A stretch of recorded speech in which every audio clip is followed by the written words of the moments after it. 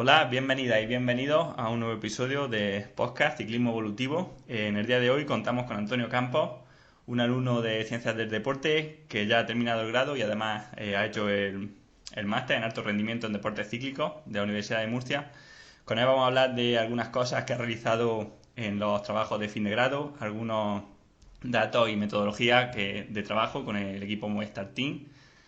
Además vamos a hablar de Big Data, vamos a hablar de la capacidad anaeróbica de reserva, vamos a hablar de variabilidad y muchas cosas más si nos da tiempo.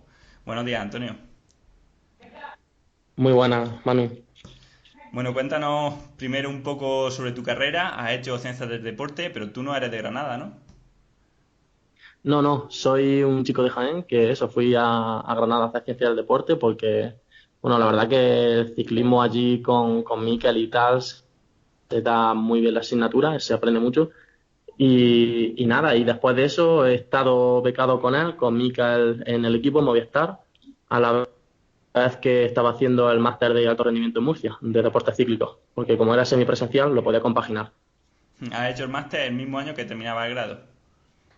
He hecho el máster el mismo año que, justo cuando terminé el grado, hice el máster y ahí ese año también estaba con la beca. En plan, estaba ayudando a Mikel también en la universidad y tal, que ahora hablaremos. Vale, genial. Y luego has estado haciendo las prácticas de TFM con el equipo Movistar, ¿no? Con la beca esta que dices. Eh, Sí, bueno, la práctica más bien era fuera de TFM y de TFG, era simplemente por una beca pública que salió y eso, y la eché y me cogieron y tal. vale, pues Y ya es como práctica de la universidad, programa de una universidad, pero como Movistar Team. Y con, bueno, con Mikel más concretamente, sí. Vale, pues bueno, cuéntanos un poco cosas que queremos saber de dentro de un equipo profesional. Bueno, imagino que de datos no nos puedes decir muchas cosas, pero cuéntanos la Exacto. metodología de trabajo. ¿Cómo trabajan a estos niveles los entrenadores y los ciclistas profesionales? Pues bueno, pues la verdad que un poco que te obliga la UCI a tener como máximo 8 corredores de entrenador. Entonces, bueno, pues todos los equipos suelen tener 4 o 5, ya depende de cómo se los dividan a los corredores. Y nada, y luego pues cada corredor suele tener comunicación prácticamente diaria con el entrenador, vía WhatsApp o lo que sea, y aparte por los típicos programas que utiliza, que vamos, estamos acostumbrados a utilizar todos como Training Peaks y tal, para también mandar los entrenamientos y tal de forma más ágil. Y aunque bueno, en Movistar tienen un programa propio que lo han hecho colaborando, bueno, los entrenadores con Telefónica, con lo de Big Data de Telefónica, y bueno, un programa privado y tal que yo apenas lo he visto. Y ahí es donde, digamos, analizan las carreras, donde hacen los informes y tal. Sí, Aunque el día a día sí que el control o el tracking de los entrenamientos y el mandar los entrenamientos y tal, sí que lo hacen en Training Peaks y tal. sí, podríamos decir que Training Peaks se utiliza para escribir el entrenamiento, pero luego para analizarlo se utiliza otro software, ¿no? Exacto. Y luego imagino que lo gordo, lo importante de verdad, por teléfono. Exacto, exacto, sí, vamos, el día a día, las sensaciones, la de, pues, todo esto que realmente tú consideras muy importante y por supuesto que nosotros también, pues sí que es por teléfono normalmente. ¿Y cómo se comunica los entrenadores entre sí, sobre todo con el cuerpo directivo, para saber si un corredor está mejor, peor? ¿Cómo es esa forma de trabajo para que el director sepa al final cómo está cada corredor sin haber corrido? Sí, bueno, yo creo que ya se conocen ellos tanto y entre también los entrenadores conocen a ellos tanto que son como traductores también. Entonces ya se sabe, o sea, con las sensaciones, con las palabras de cada persona, tú ya al conocerla, pues sí que vas traduciendo y bueno, entre los entrenadores pues también hay comunicación y tal, y con los directores para ver qué corredor es mejor y tal. Aparte de que luego puede haber datos, números y cualquier tipo de hecho. Y aquí siempre cuando hablamos de profesionales, bueno, la gente puede preguntarse, ¿hay algo que hagan o que esté fuera de nuestro alcance? ¿Alguna cosa súper novedosa? ¿Una metodología de entrenamiento súper diferente? ¿Algún O sea, ¿tú crees que hay algo que esté fuera del alcance de los demás y que solo tengan a estos niveles? ¿O podemos nosotros, una persona normal, puede entrenar perfectamente como entrenaría Valverde? Yo creo que puede entrenar perfectamente como entrenaría Valverde. Una persona que tenga recursos, sí es verdad que hombre, hay gente que igual hasta no se podrá comprar ni un potenciómetro, pero prácticamente hoy en día cualquiera puede entrenar como un profesional. Sí es verdad que lo que sí que tienen ellos es, al vivir del ciclismo, prácticamente viven para el deporte y entonces eso les hace que recuperen muy bien, que tengan nutricionistas, que se cuiden y vivan para entrenar y competir. Eso es lo que nosotros normalmente no podemos hacer y es lo que marca la diferencia aparte ya del motor no que tenga uno y otro. Pero prácticamente hoy en día, en cuanto a metodología o aparatitos, como decimos, bueno, sí es verdad que en el equipo o en varios equipos lo podrán probar en primicia y podrán hacer sus tests, pero vamos, al muy poco tiempo salen al mercado y lo puede obtener cualquier persona. Sí, lo bueno de los tiempos que corren es que incluso ya cualquier persona puede saber lo que está entrenando la mayoría de los profesionales. Ahora, otra cosa es que se deba intentar imitar, que eso ya es más cuestionable. Y bueno, lo que comentabas, ¿no? De que trabajan pues directamente con otros profesionales. ¿Cuántos profesionales diferentes de otros campos, por ejemplo, nutricionistas, psicólogos, cocineros, cuántos profesionales diferentes trabajan con un mismo corredor para conseguir máximo rendimiento? Pues bueno, prácticamente lo que tú has dicho es profesional, todos los recursos, todo lo que se necesite y de hecho muchas veces ellos normalmente tienen a su nutricionista o tienen a su psicólogo porque, bueno, por personalidad o porque personalmente eso, prefiere a esa persona o lleva tanto tiempo o tiene tal relación, pero sí, en cuanto a eso, pues psicólogos sí que necesitan o sí que ellos los piden y tal, y nutricionistas, por supuesto. Entrenadores, fisioterapeutas, como ya sabemos todos, siempre llevan, luego cocineros y tal a las carreras, vamos, en general sí que llevan prácticamente cada vez, como ya es muy profesional y está muy industrializado todo y tal, se lleva al mínimo detalle todo lo que se necesite. Muchas veces ya se sobrepasa, ya es más tema casi que maniático, muchos detallitos. Sí, a veces se ve, ¿no? En vueltas por etapas, por ejemplo, la más grande, el Tour, puede haber, no sé, 5 o 6 miembros del staff por cada ciclista. Al final, muchos Exacto, coches y mucha infraestructura para conseguir el máximo rendimiento. exacto. Bueno, Antonio, y de datos, ¿nos puedes contar algo? Datos de potencia, datos de porcentaje graso, ¿nos puedes contar algo de eso? Bueno, pues yo realmente a los datos que he accedido de primera mano, porque yo digamos que no estoy haciendo las prácticas junto a todos los entrenadores, sino junto a Mikel, entonces prácticamente a los datos que he accedido ha sido lo que me ha dado él y fueron de primera mano. Sí que traté los datos de principio de temporada, cuando hicieron la concentración Movistar ahí en Gorraiz. Y ahí sí que, pues bueno, de porcentajes grasos, bueno, de análisis de pliegues, de algún análisis físico, de estado físico en plan general, como flexibilidad y tal, sí que tengo esos datos y lo he elaborado y para que hagan informes ellos y ellos se lo transmitan luego en la próxima vez los directores en las próximas reuniones. Por decirte, pues bueno, es verdad que yo los cogí fuera de temporada, por así decirlo. Y bueno, y te puedo decir que prácticamente cualquiera de la calle puede tener esos porcentajes grasos que tienen algunos de ellos o incluso algunos más bajos. Ya sabes que fuera en la calle hay todo, vamos, hay de todo, pero que sí es verdad que están muy finos y muchas veces sí que dices está algo pasado de peso o lo que sea y para nada, para nada. Y a los que se ven anchitos, te puedo decir que es mucho músculo, que Sí, grasa tienen muy poca en todo en general. sí O que sea, la no tele, ¿no? La imagen engaña muchísimo. exacto, exacto. Están respirando profundamente y parece que tienen hasta barriga. Sí, lo que Pero andarse en general, con cuidado, sí, ¿no? en general. Porque imagino hay gente que se descuida más en Navidad, gente que se descuida menos y tampoco es Exacto, malo exacto. ni lo uno ni lo otro, ¿no? Mientras luego los objetivos lleguen bien. Exacto. Hay muchos que alargan la temporada, otros que la empiezan antes, entonces sí que se nota diferencia.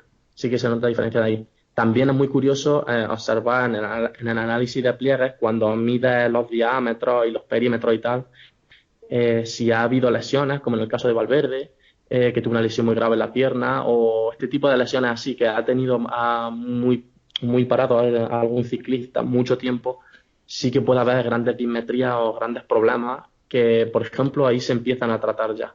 Desde ahí ya se observa y se pone un programa de entrenamiento, plan de fuerza y tal, para que haya la menor dismetría posible y bueno, y tratar de las cosas que parece que esas cosas no existen y luego puede ser lo que retire un ciclista.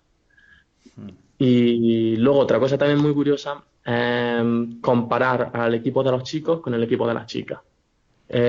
Porque además tienen todos, digamos, en general, los chicos son todos lo mismo en la somatocarta, el puntito en el mismo sitio, y las chicas sí que las ves que tienen un pelín más de grasa, lógico, y eso, y está el puntito un poquito diferente. Y sí que hay más variabilidad entre las chicas, porque sí que algunas son muy estomorfas, tienen, por ejemplo, el cuerpo de Aider Merino, de Mavi García, son cuerpos muy finos, muy finos, muy finos. Y luego, pues, hay chicas, entre comillas, pues, con cuerpo más normal, más estándar, que no quita que estén finísimas, pero que sí que claro, en chicos sí que está algo más cerrado, digamos, ese círculo. Sí, sí, te refieres que más que comparar chicos con chicas, lo cual no tiene sentido, es que la variabilidad entre las Exacto. chicas es mucho más alta, Exacto. aunque imagino que también, por ponerte un ejemplo, ¿no? Entre Roja y Valverde, imagino que también habrá bastante diferencia, ¿no? En cuanto al músculo que puede tener cada uno. Sí, sí, claro, pero en proporción, digamos, la diferencia es menor. Sí que en peso absoluto de tanto músculo como grasa y tal, sí que puede ser, puede variar, puede ser mayor o menor, pero en proporción no es tan grande como en chicas. En chicas sí que hay bastante más variabilidad, en general. En Vale. general. Bueno, vamos a saltar a otro tema que está muy de moda, pero sí que creo que también hay mucha desinformación, que es lo que se denomina Sí, Big Data. ¿No? Bueno, sí. lo que quería empezar preguntándote es, ¿qué es el Big Data? Y luego, ¿para qué sirve? Bueno, pues el Big Data, pues digamos que es toda esa nube de datos que tenemos hoy en día y que tenemos acceso y que podemos recoger y que podemos tratar y utilizar. Luego, pues eso, hoy en día ya sabes tú que con registrar tres, cuatro variables puedes obtener miles de variables.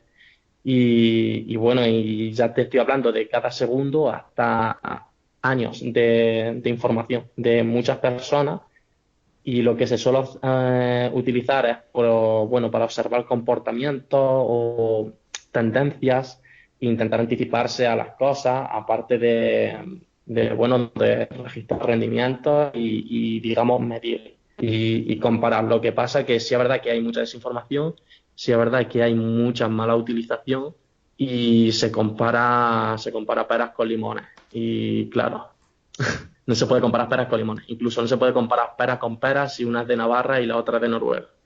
Entonces, Por es ejemplo, muy... pues Sí. bueno, dinos un ejemplo donde el Big Data nos puede ser de utilidad, donde, para lo que nos puede servir. Bueno, pues puede ser muy útil, por ejemplo, incluso para la localización del corredor cuando está entrenando. Estos GPS que llevan, por ejemplo, los Garmin y tal, tú desde tu casa puedes ver si te dan un código hasta dónde está el corredor, las pulsaciones a las que va, los vatios a los que va y si está a la velocidad que va. Entonces, por ejemplo, eso puede ser muy útil por si hay algún tipo de problema o, pues, bueno, por seguridad propia. Y parece súper raro estar sabiendo, imagínate las pulsaciones tuyas, tú entrenando y yo aquí en la otra punta del país puedo saber dónde está y tal. Eso puede ser un ejemplo bueno. Luego ya, bueno, en entrenamiento, pues se puede utilizar para comparar rendimientos, para recoger, digamos, y comparar test y cosas siempre en el mismo contexto y siempre intentando estandarizarlo todo y así, pues bueno, se puede ver mejores rendimientos, se puede ver previsiones de rendimiento, por ejemplo, hacer test con calor, si luego el campeonato de España contra reloj va a ser a 40 grados y con cosas así se pueden obtener, bueno, eh, bastante buenos resultados y bastante finos. Igual que si obtienes pues FTP y tal, de forma muy cuidadosa y muy con pinzas, muy cogido mucho con pinzas. Luego ya, malos usos, pues se te puede ir la olla y puedes empezar a ver estimaciones de otras estimaciones y pensar que esas variables son la panacea y seguir la rajatabla. Y eso normalmente es lo que lleva a los malos usos o al fracaso, tanto como por exceso como por defecto, como que petes o como que te quedes con mucho gas. Sí, para que quede más claro para la gente que nos escucha, sería como hacer muchas relaciones, ¿no? Juntar en un Exacto. archivo todos los datos, por ejemplo, lo que hemos dicho al principio de los test de 20 minutos, pues todos los test relacionarlos con la temperatura ambiente, relacionarlos con la altitud media del test y tratar de buscar patrones, ¿no? De Exacto. cuánto porcentaje de rendimiento se pierde con cada aumento de grado de temperatura, ¿no? Aunque Por ejemplo, como bien has dicho, luego hay que cogerlo con pinza y viéndolo a cada persona porque que la media sea que perder un 7% por ejemplo, de vatios con 5 grados sí, más, no quiere decir sí, que en cada corredor vaya a ser siempre eso ni en cada momento. Entonces, bueno, al final todavía exacto, falta mucho, exacto. ¿no? O con nuevos modelos pensados para hacer quizás predicciones, sino para buscar información, ¿no? O buscar causalidades. Exacto, exacto. Es para buscar casualidades más que nada, pero claro, a lo que viene. Tú, por ejemplo, si mezclas muchos estudios, puedes llegar a la conclusión de que el chocolate te adelgaza, que es un ejemplo que siempre ponemos en clase. Y claro, si empiezas a mezclar cosas, pues te puede salir eso, pero igual no tiene nada que ver. Claro, te Y puede luego, salir pues, que lo óptimo es beber, yo qué sé, 427 tragos de agua para ganar la carrera, o que a 5 kilómetros de exacto, por meta el ejemplo. corredor que gana va en la posición 19, ¿no? Cosas así. Exacto, se analiza todos los tragos que han dado todos los corredores durante todas las etapas de todo el año y tal, y te dice, pues mira, tantos tragos tienes que dar para ganar un Tour de Francia. Y se puede llegar a conclusiones súper absurdas que tiene que ver los tragos que da en un Giro de Italia o que da en una París-Roubaix a los que da en una Vuelta a España, ya no relacionándolo con longitud o velocidades o perfiles del terreno ya, o temperatura. Es que son salidades que no tienen relación alguna, pero que te las sueltan y tú las ves muy claras. ¿Y se utiliza ya el Big Data en la realidad o sigue siendo algo como de recopilación de datos esperando a utilizarlo más adelante? A mí eso ya, la verdad que se me escapa un poco de las manos porque eso ya lo llevan más entre, digamos, lo de Big Data de Telefónica con los entrenadores. En primera mano. Sí que he asistido a alguna reunión y tal, pero vamos, es bastante complejo porque los entrenadores, digamos, que tienen el conocimiento del ciclismo y el conocimiento del entrenamiento y lo mezclan bueno, el conocimiento de la tecnología que tienen los de Telefónica y así, por ejemplo, sacaron el software que tienen ellos para analizar las carreras y para hacer informes y tal. Yo creo que sí lo utilizan, pero ya te digo, se me va de las manos y si lo utilizan mucho con pinzas porque en general en el equipo y la filosofía que tiene Mikel y bueno, y la que me ha inculcado a mí, de hecho, es bueno, de ir a la funcionalidad y muchas veces de ir a lo simple y a lo que sabes que te va a funcionar y tal, más que de liarte y mirar mil cosas y mil variables y hacer una lluvia de información al corredor que luego de ahí se puede sacar poco de provecho o puede llevar más a confusión que otra cosa. Actualmente con el Big Data lo que hay es parálisis por análisis, se llama. Totalmente, estoy muy de acuerdo con lo que dices. Yo creo que mi visión tiene que ser idéntica. Y si algo hemos aprendido nosotros, los que hemos hecho ciclismo en Ciencias del Deporte, al final es a ver el bosque en su conjunto, no a quedarnos solamente con un árbol, con el último dato novedoso ¿no? Con el dato que a la gente más le gusta o con la última tendencia que pasa, sino verlo todo en perspectiva y que a lo mejor para cambiar una cosa tienes que empeorar otras dos y no te sale a cuento. Exacto. Vale, bueno, Antonio, vamos a pasar a otro tema. También es verdad, te podría decir un apuntillo más, que Sí, también es verdad que actualmente la UCI tiene muy limitado, bueno, no te dejan llevar ningún aparatito extra, que no sea el comunicador del equipo y el aparatito de velón. Entonces, sí es verdad que se podrían recoger datos muy interesantes, pero claro, no te dejan. Tú, por ejemplo, imagínate recoger datos de CDA aerodinámico durante una crono. Eh, Podría servir mucho para, bueno, pues ya para mejorar ese corredor, para ver cómo, porque mucha gente entrena diferente a cómo luego compite. Incluso entrena alto rendimiento, o sea, a alta intensidad, muy distinto a cuando va a baja intensidad. Sí. Y sí que se podrían recoger datos interesantes y tal en competición, que sí que serían mucho más realistas que hacer un entreno de serie o que hacer un entreno de X, pero claro, también está muy limitado eso. Hombre, Entonces, bueno, muchas veces tiran a velódromos y intentan asemejar lo máximo, pero en ese aspecto, pero sí que se podría también mejorar, o sea, se podría, digamos, favorecer ese uso.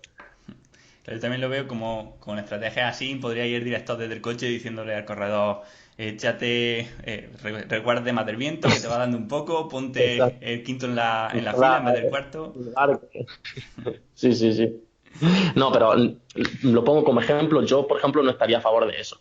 Porque, bueno, a ver, tampoco se trata de monitorizar todo en competición y de llevarlo todo y lo que tú dices, que el director le vaya diciendo esconde el pulgar o baja un poquito la cabeza porque tal. No se trata de eso, pero lo ponía como ejemplo de que sí que hay mucha limitación, que se podría recoger datos muy enriquecedores y muy reales y funcionales, y no se hace, por ejemplo, porque ahí está limitado por la UCI. Pero yo para nada estoy a favor de transformarlos en máquinas, digamos. Claro, eso al final no puede ser esto como el Pro Cycling Manager. Exacto, esa. Vale. Bueno, otra cosa de las que quería hablar contigo, porque tú hiciste para la página web, hiciste un artículo bastante interesante bueno, de las funcionalidades de los potenciómetros, ¿no? Nos fuimos primero a lo básico, a explicar pues el umbral de potencia funcional, el cálculo de las zonas y algunas cosas que no hablamos, quizá por temas más complejos, me gustaría hablarla hoy, por ejemplo, el tema de la capacidad anaeróbica de reserva, que bueno, ya sabemos que en cada programa se llama de una forma diferente, pero bueno, me gustaría pues un poco que nos contases qué es, cómo se calcula y si sobre todo lo más importante, para qué nos sirve. Vale, pues empecemos por decir que la W' son los depósitos de energía anaeróbicos. Digamos que son los kilojulios o la energía que nuestro cuerpo tiene. Digamos que es como un bidón. Y cuando se acaba esa W' es cuando nosotros petamos, cuando nuestra energía se acaba. Entonces, empezando por ahí, luego derivan muchas variables. Aparte, esta variable se calcula con el FTP o con el perfil de potencia. Ya depende de qué programa, de qué software o tal, te pide unas cosas u otras, pero digamos que el más completo sería un perfil de potencia de 1 minuto, 3, 5, 20, por ejemplo. Y claro, ahora después lo critiqué un poco, pero ahora sí de primera lo estoy definiendo. Luego de esa variable también puede salir la W-val, que digamos que es cómo va evolucionando a lo largo del entrenamiento de la carrera esos depósitos de energía, porque según las estimaciones que han hecho los que lo han creado estas variables, que es Kiva, el Esquiva. doctor Kiva, exacto.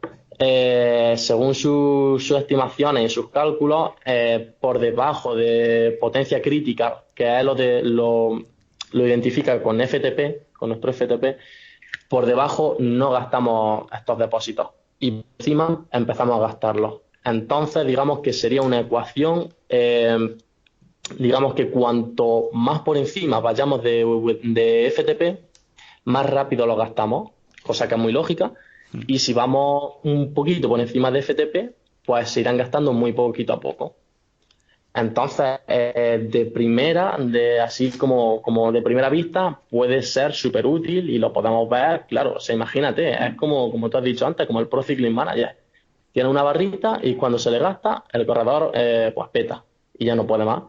Y tú puedes calcular, siendo el corredor, imagínate, petar justo en meta. Sería lo ideal. Hombre, Sería lo ideal en todas las etapas.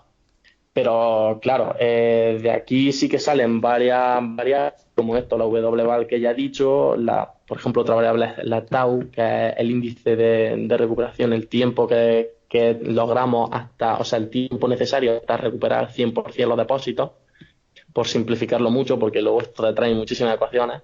Mm.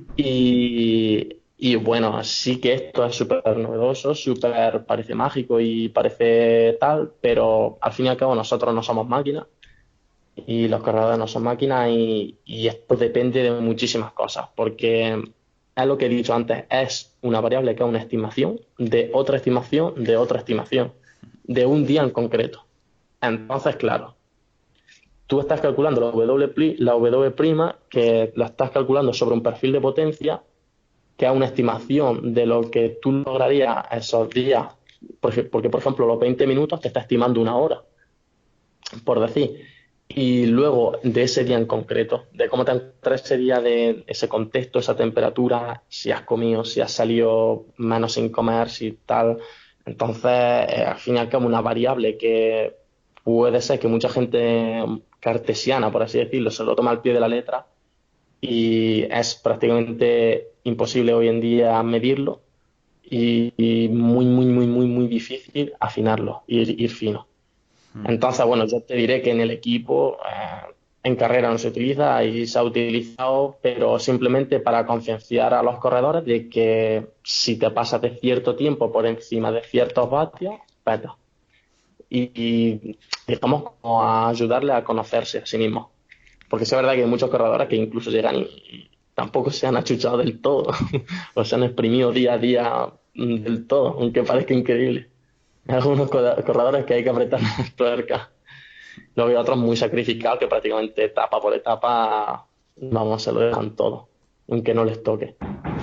Pero bueno, sí que también es muy, no se utiliza, digamos, como para seguirla, ¿vale? Para guiar al corredor, pero sí que lógicamente se registra. Y bueno, es curioso también puedes ver que un corredor, habiéndose quedado en una etapa de montaña, va tirando del grupeto y va gastando. Y también tú, claro, eso no lo ven las cámaras, igual no lo ven los coches, y luego llegas tú y lo ves y le puedes pedir explicación. Y puedes decir, ¿y esto por qué? Que mañana tienes otra etapa y sí que te toca trabajar y has estado aquí. Bueno, sí que es una variable que es muy, ya te digo, muy difícil de ir fino y de llevarla bien, porque al fin y al cabo estás estimando tus depósitos de energía, que es imposible medirlo. Y tus depósitos de energía tienen en cuenta lo que has comido, lo que has descansado los días anteriores. Si has ido a comprar el pan andando o has ido en coche, cualquier tontería así los varía. Y eso, pues lógicamente, no se tiene en cuenta Sí, en la estimación. W', yo creo que para el análisis de datos es muy útil. Lo primero porque nada más que viendo la curva de W' ya podemos ver en qué momento ha habido más intensidad, en qué momento ha habido esfuerzos máximos. Y luego que Exacto. comparando o viendo el porcentaje de tiempo que se ha ido al 50% de la depleción de la capacidad anaeróbica de reserva, o incluso el tiempo que se ha ido por debajo del 25% de la capacidad anaeróbica de reserva, podemos ver que el desgaste de una etapa haya sido mucho más alto. Desde luego que no es lo mismo mover Exacto. 380 vatios, por ejemplo, teniendo la capacidad anaeróbica de reserva llena, o sea, empezar la serie, que moverlo teniendo la capacidad anaeróbica de reserva a un 10%. El final de la serie es mucho más productivo y también te va a hacer mejorar muchísimo más. Por eso, muchas veces Exacto. en las métricas que calcula el esfuerzo o el entrenamiento de forma lineal suelen fallar porque, claro, siempre la última parte de un entrenamiento, de una serie, te va a poner mucho más en forma que la primera, ¿no? Al final, donde lo que duele o lo Exacto, duro exacto. es lo que cuenta, ¿no?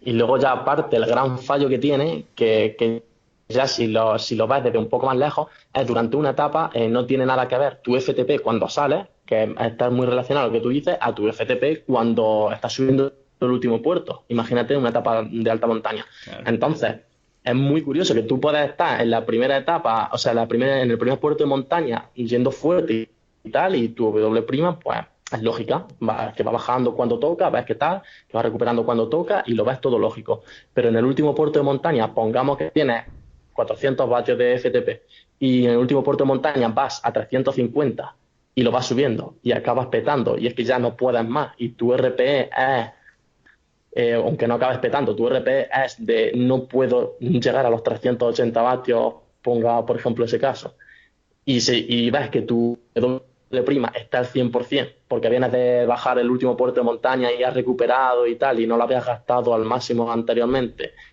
y ves que no va bajando y vamos, que tú dices, ¿qué pasa? ¿Qué pasa? Que es que ahora no estoy gastando, si estoy subiendo al máximo. Es eso, como tu FTP varía durante cada etapa y tal, es imposible de llevarlo. Sí que es muy útil, por ejemplo, para una crono por equipo, para una crono individual, que son cortitas y tal, entre comillas. Sí que puede ser más útil y se puede afinar más. O para temas de triatlón y tal. Pero lo que es una etapa en línea, vamos, simplemente anecdótico, tenerlo en cuenta y luego analizarlo y tal. Para entrenamientos también puede ser muy útil, si se sabe cómo utilizar bien. Mm. Siempre también podríamos teorizar, ¿no?, que el agotamiento que se produce al final de una etapa de esta de 4 o 5 horas, el agotamiento en la fibra rápida, el agotamiento en el glucógeno, hace que quizás realmente sigamos teniendo el depósito de energía anaeróbica, pero seamos incapaces de acceder a él, ¿no? Fisiológicamente, al no tener sustratos energéticos suficientes, pues nos tengamos que conformar con que aunque tengamos ese Exacto. depósito ahí, tengamos que rodar por debajo. Yo le Exacto, veo lo que pasa, dime. Eso, le veo dos problemas principales a W', que en cuanto al planteamiento o la idea está bastante bien, pero una, pues como tú has dicho perfectamente, un deportista que le estimamos un umbral, bueno, por poner en condiciones frescas, de 400 vatios a umbral. Y puede hacer 4 horas a 399 vatios y en teoría, claro, los depósitos estarían llenos, lo cual no tiene sentido. Exacto. Y otra es que no se tiene en cuenta que la tasa de agotamiento de esta capa o de estos kilojulios que hay en la reserva cambia mucho la cantidad de estos que podemos utilizar. Por ejemplo, aunque tú tengas 28.000 julios en la reserva para gastar al final de una etapa o estando fresco, no va a ser lo mismo que tú lo gastes progresivamente, por ejemplo, estando a un 10% por encima de umbral durante 10 minutos, a que salgas sprintando y digamos que los niveles de acidez muscular te impidan gastar toda esta energía de reserva o que el daño muscular directamente te impida agotar este depósito. Por tanto, ¿consideras que el depósito es, digamos, es uniforme y que no importa el ratio al que lo vaciamos? Creo que es un fallo que tienen que corregir porque creo que cuanto más rápido lo vaciamos, menos nos dura este depósito. O sea, como que no es siempre la misma cantidad de energía la que vamos a tener de reserva. Exacto, exacto. Aparte de que no se puede controlar lo que ha comido el ciclista, lo que come durante la etapa, lo que bebe y todas estas cosas que afectan muchísimo fisiológicamente. Y bueno, tú los puedes intentar estandarizar, pero no se puede controlar del todo. Incluso el glucógeno muchas veces depende, si vacía los depósitos puede tardar 2 o 3 días en agotarse, o sea, en recuperarse. Entonces, claro, tú eso no lo puedes tener en cuenta y es muy complejo. Y luego, aparte, lo que tú dices, el trabajo neuromuscular sí que tiene una línea, digamos, exponencial, que cuanto más por encima de tu FTP, más rápido se agota esta W', pero no tiene en cuenta la fatiga neuromuscular, que luego lo que hace, digamos que cuando tú estás trabajando neuromuscularmente se libera mucho calcio, que a lo que hace que el ATP pues se genere ATP y se regenere ATP con el lactato. Pero claro, si tú no, con el paso de los hachazos, por así decirlo, no liberas tanto calcio, no, o sea, genera mucha fatiga neuromuscular, no liberas tanto calcio y por lo tanto no puedes liberar más ATP. Entonces es muy complejo, digamos, que sea de forma lineal. Vale, hemos hablado mucho también Me aquí explico, ¿no? de FTP y bueno, ya me Sí. gustaría también entrar en este tema porque no sé si has visto, pero en los últimos días se están dando cuchilladas que si los creadores de Golden Cheetah con los creadores de VKO, con Andy Kogan. Entonces, bueno, Sí. sí, te quería preguntar lo primero, la diferencia que Pero tú un ves momentillo. entre FTP y lo que se considera la potencia crítica, ¿vale? Y cuál te parece que sea Sí. más útil. La diferencia entre FTP y potencia crítica. Pues bueno, a ver, depende. Yo es que lo he considerado de forma, digamos, igual o muy similar. Hay autores que la consideran igual o no. Por ejemplo, Esquiva sí que la considera la misma. Sí, Entonces, De otra Bueno, la forma, ¿cómo potencia crítica, podríamos definir? sí, Vamos a considerarlo lo mismo, porque al final tampoco tiene sentido calcularlo de diferentes maneras, algo que es sí. totalmente similar. ¿Cómo podríamos definirlo? Vamos, ¿y cómo podríamos llamarlo? La potencia, la potencia crítica normalmente se identifica con el FTP, pero yo la potencia crítica la identifico como el punto en el que en un determinado tiempo tú acabas exhausto. Es decir, no tiene por qué ser FTP. Puedes, puedes calcular tu potencia crítica a los 5 segundos o tu potencia crítica a las 4 horas. Entonces, bueno, sí, es verdad que hay mucha diferencia en cuanto a profesionales o no. La potencia crítica, lo que se llama resistencia a la fatiga, con el paso de las horas. Eh, Aunque hay gente que tenga mismo FTP, sí que a las 4 horas o después de realizar, digamos, dos puertos de 20 minutos, dos test, digamos, de FTP a tope, sí que ahí es donde se nota la diferencia de un profesional y uno que no es profesional, o uno que tiene un alto nivel entre profesionales y uno que no tiene tan alto nivel. Porque sí que tiene esa potencia crítica, digamos, más elevada en cuanto al paso del tiempo. Mm. Sí. Claro, mi pregunta iba más referida también a que, como hemos visto tantos cambios en las definiciones de FTP, ¿no? Empezó siendo Sí, sí, la potencia máxima de una hora, luego el estado casi estable, ahora se calcula sí, mediante ecuaciones o regresiones. sí. Mm, pues eso, ¿cómo podríamos definirlo en la actualidad y cómo podemos calcularlo mejor? ¿Sigue valiendo el test de 20 minutos? Ahora por ejemplo, en tu caso, lo calculas de otra manera. A ver, yo normalmente sí que lo calculo. Yo en cuanto a definiciones y nombres y tal, sí que, a ver, sé lo que me tengo que saber, pero sí es verdad que luego te metes en ciertos programas y te cambian muchísimo. Y unas cosas se llaman de una forma en un sitio, otras cosas distintas en otro. Entonces, sí que no me vuelvo loco con eso. Pero en cuanto al test, a lo que vamos, en cuanto al test sí que suelo hacer de 20 minutos.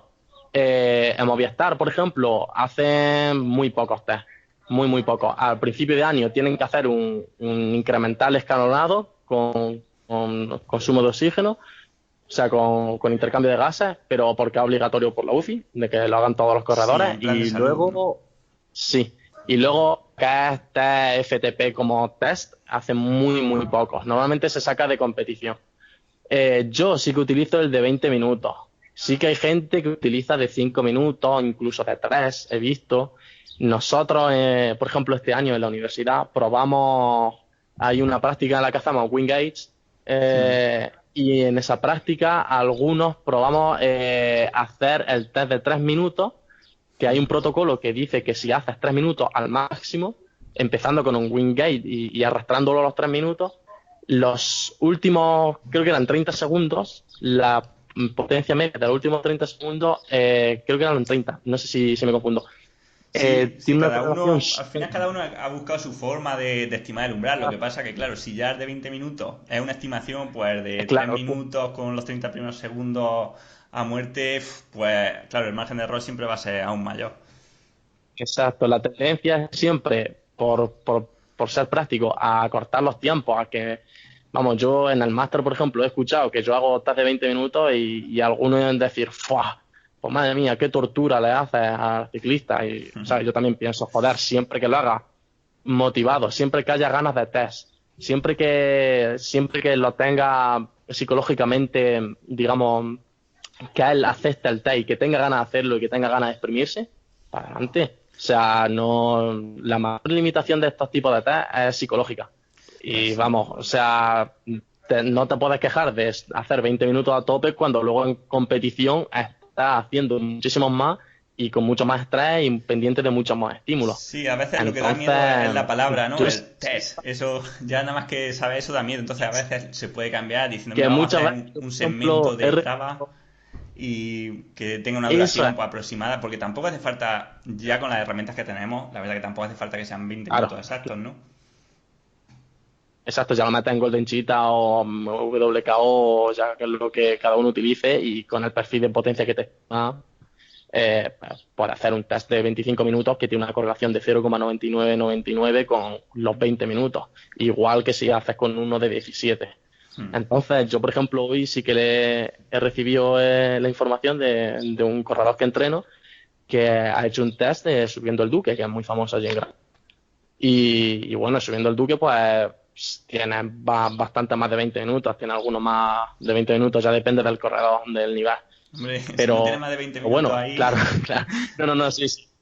Claro, pero iba a decir entre 20 y 30, pero claro, yo por ejemplo lo hago en 30 y poco. Sí, entonces, ya depende mucho. También habrá gente que tarde una hora en subirlo o que ni lo pueda subir porque tiene una rampa horrible al Sí, sí. principio, pero por eso es muy relativo. Pero a él le motiva mucho, le está cogiendo mucho el gustillo al puerto y me está diciendo que quiere ir mucho por allí y tal. Y, por ejemplo, le dije, iba a competir y por tema de trabajo no ha podido. Y le dije, pues mira, ya que hemos hecho trappering y todo, vamos a hacer aquí un test. Y ya lo vamos a actualizar a la zona de entrenamiento, digamos, a la temperatura que estamos teniendo en Granada de tanto calor y tal, que afecta mucho a la zona de entrenamiento. Mm.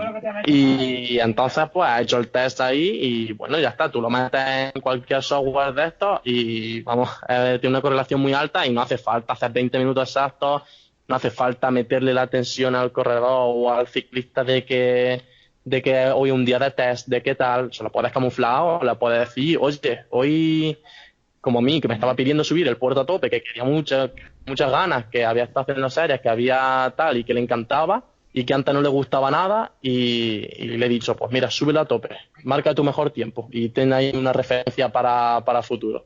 Y ahí tiene el test. O Eso, sea, él se puede o no enterar, sí, ya lo que tú quieras, pero ahí tiene un test. totalmente. Y me ha gustado lo que has dicho de que él te pedía el puerto porque es lo mismo. A mí muchas veces me pregunta un deportista, pues, ¿qué puerto es mejor para hacer el test? O es que este puerto no me da 20 minutos o tiene más. Y le digo, mira, el puerto que más te motive, Exacto, tu puerto fetiche, porque al final te tienes que exprimir mucho y si lo haces en el puerto que más te gusta, siempre lo vas a hacer más. Si además tienes la motivación exacto, de que vas a hacer el segmento de Strava y el segmento de Strava son 23 minutos, oye, no para a los 20, a los 23, no pasa nada. exacto. Además, siempre vamos a Yo, por encontrar en el ejemplo, mismo test, el mismo sitio. en el Purche también lo he hecho, ahí en Monachil, y me da un poco más de 20 a mi ritmo. Y claro, también la primera vez psicológicamente dices 20 y te dan ganas de parar, pero estás viendo ahí ya al final y vamos, te exprimes y a eso es sobre todo que te motive. Y tienes que estar muy, muy queriendo hacer el test o queriendo hacer ese puerto, queriendo hacer esa subida, porque si no, no merece la pena hacerlo. O sea, si te estás medio poniendo excusas, si no tienes ganas, si tal, o mira, lo cambia otro día o lo haces en otro momento porque no merece la pena, porque va a ser un día de sobreesfuerzo para él, sobre todo psicológico, que luego no se va a aprovechar en cuanto a datos, porque esos datos prácticamente no van a servir, no van a ser útiles, no van a ser reales. Entonces, pues sí, mira, este corredor, ya como honesto, te digo que había subido el Purche una vez, creo, o dos veces antes de empezar conmigo este año. Y ya en 2 semanas lo ha subido más veces que, pero por petición, porque él quería, vamos. Un tema Sí, muy sí, interesante este de los test, porque es que podríamos hablar tantísimas cosas, tanto a favor, en contra, cómo hacerlo, cómo no. Quizás deberíamos dedicarle un episodio claro, solo claro. porque tenemos, la verdad, muchas cosas que hablar y vamos ya pasadillos de tiempo. Entonces vamos al último tema, ¿no? Que quería hablar contigo, que es la variabilidad de la frecuencia cardíaca. Como en los otros dos, te digo, bueno, cuéntanos un poco qué es, brevemente, y sobre todo, para qué nos sirve. Pues bueno, por la variabilidad de la frecuencia cardíaca, digamos que es el tiempo que hay entre sucesivos latidos del corazón. Es muy interesante porque es una medida interna, una variable de carga interna, igual que la potencia lo puede ser de carga externa, y se ve influenciada por muchísimas cosas. Entonces, bueno, no es como, puede ser como la frecuencia cardíaca, pero un poco más avanzada, digámoslo así. Porque sí que se ve muy claramente, si tú sigues el tracking de varios días de alguna persona, se ve claramente el día que su bebé no la deja dormir por la noche o el día que en el trabajo le han apretado un poco las tuercas y viceversa. Y sí que se puede relacionar muy bien con el rendimiento del corredor, que es lo que nos interesa. Sí, digamos que la variabilidad, bueno, aumenta cuando el deportista está fresco y disminuye cuando el deportista está cansado. En el campo práctico tiene utilidad, o sea, se aprecia bien en los deportistas. Por ejemplo, ¿cuál es tu experiencia personal? en cuanto al uso de la variabilidad de frecuencia cardíaca en la gente que entrena o con lo que colabora? Sí, pues bueno, la verdad es que es bastante útil. De hecho, hay gente que plantea periodizar el entrenamiento en base a la variabilidad de frecuencia cardíaca. No periodizarlo a largo, o sea, tú periodizar de forma normal, pero ir cambiándolo y variándolo en base a la variabilidad de la frecuencia cardíaca que vas teniendo en esa semana del deportista. Sí que es bastante interesante y muy, muy, muy influenciado, vamos, es una relación directísima del estado de ánimo, del estrés y de cómo se encuentra de la frescura del deportista. Entonces, ¿quién no te dice que si tú la variabilidad no es como tú crees que tiene que ser y como el deportista sabe que tiene que ser y aparte él te está acompañando con sensación de ir un poquillo justo, de ir un poquillo quemadillo, que no está recuperando bien para cierta competición, pues igual le puedes meter un día más de recuperación, un día le puedes variar un poco en ese entrenamiento. O sea, es bastante importante. Se puede tener grandes cambios simplemente midiéndola 2 minutos al día. Yo también. Que a eso se mide en reposo absoluto cuando te despiertas por la mañana, pues te pones tu banda y tal, y en 2 minutillos 2, 3 es lo aconsejado, más tampoco es necesario y menos puede dar a fallo y ya está. Y con eso es suficiente, con esa información. Una información, la verdad, que bastante fácil de conseguir y bastante útil. Exacto. Yo el problema que le veo Es- es que cuando lo he utilizado con deportistas de varios niveles, digamos que la correlación con lo que debería notar el deportista muchas veces no es alta, ¿no? Por ejemplo, pasa que a veces que durante una vuelta la variabilidad es alta y el día que se supone que estamos frescos porque hemos descansado 2 días, te sale una variabilidad baja. Y esto, pues, yo creo que se debe a lo que tú has comentado antes también, de que la importancia que tiene el estado psicosomático en la variabilidad. O sea, el mero hecho de despertarte con el despertador, de haber tenido una pesadilla o de tener algo que hacer, tú te mides la variabilidad a las 8. Si tienes algo que hacer a las 9, seguramente la variabilidad te va a salir más baja. Incluso aunque en teoría de Sí, sí, piernas sí, estés sí. bien, porque ya antes has descansado. Entonces, creo que hay demasiados factores que ahí nos dan ruido, haciendo que esto sea un poco complicado de periodizar por lo menos, o basar la periodización solamente en la variabilidad. Claro, claro, yo no soy partidario de eso, sí que creo que, bueno, como todo, igual que la RP y la potencia y la frecuencia cardíaca, se debe de integrar y se debe tomar decisiones en base a ello, con un análisis previo bueno y de calidad, no simplemente por partes, o ni mucho menos escoger la variabilidad y decir voy a basar todo mi entrenamiento en esto. Es ser un poco radical, pero sí que si se integra, es lo que tú dices, es que hasta por una pesadilla es muy sensible la variable. Entonces hay que tenerlo en cuenta, hay que tener en cuenta todo lo que se pueda para intentar dar una explicación y bueno, y si no, siempre está la RP del deportista, que normalmente alguien con experiencia falla y vamos, se puede integrar y tal, pero sí que es bastante útil incluso para ver cuánto te ha afectado que tu niño no te haya dejado dormir por la noche. Si luego se puede sumar la variabilidad, tenerla en cuenta junto con la percepción de esfuerzo o el dolor de piernas que tienes justo al salir. Al final uno también sabe perfectamente cuando sale ya si las piernas van bien o si no. Si juntas que las piernas no van bien, que van un poco lentas, ¿no? Que te cuesta coger cadencia, que el pulso no sube y encima que la variabilidad te ha dado ese día mala, te ha dado baja, pues ya te está diciendo de que mejor que te vayas a tu casa, ¿no? Ahora, si solamente Claro. es una de esas cosas, pues bueno, hay veces que también salen mal y luego te encuentras bien. Es difícil saberlo de principio. Pero bueno, es como un dato más, ¿no? Que ya si todo nos sale mal o todo nos sale bien, ya podemos saber qué es lo que tenemos que hacer ese día, ¿no? Exacto, se trata de integrarlo todo y tomar decisiones en base a eso lo mejor posible. Sí, es verdad que por temas de RPE, por temas de sensaciones, por temas de cosas que pueden afectar al deportista, pues como yo digo, nunca una máquina nos va a quitar el trabajo, porque siempre vamos a necesitar un entrenador que de verdad le dé sentido a todo el proceso, no sean solo datos y tal.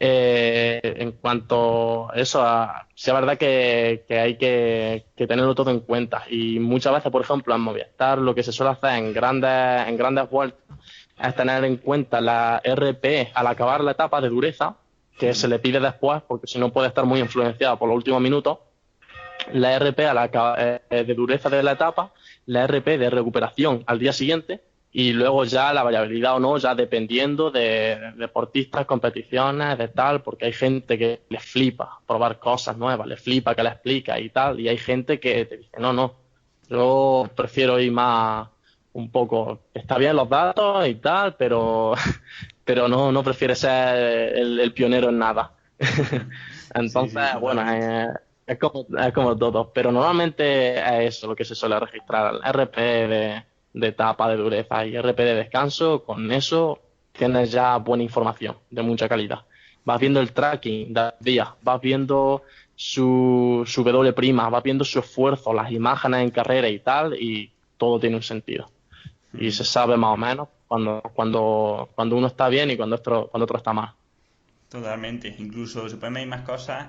Bueno, yo les suelo pedir a los chicos el estado de ánimo de cada día y el estado de fatiga fuera del entrenamiento. Porque al final son dos indicadores que cuando los vamos sumando en el tiempo y vemos tendencias, pues podemos ver que si cada semana su estado de ánimo ha sido normal y de repente tiene 2 semanas con estado de ánimo bajo y un estado de cansancio también bajo, pues sabes que quizás está pasando un problema personal que no te ha dicho, Exacto. aunque no esté sobreentrenado porque la fatiga quizás es baja, pero dice aquí está pasando algo, ¿no? Y lo mismo si pasa al revés, si el cansancio es alto y además el estado de ánimo es bajo, pues quizás que estamos entrando en sobreentrenamiento. Entonces se van viendo tendencias, que esto es lo que imagino que será igual, bueno, en el tuyo a lo largo de todo el año, ¿no? En el Movistar Sí, y en claro, el claro. resto de equipos, porque al final ya, bueno, imagino que en cuanto a Pro Tour habrá poca diferencia entre uno y otro.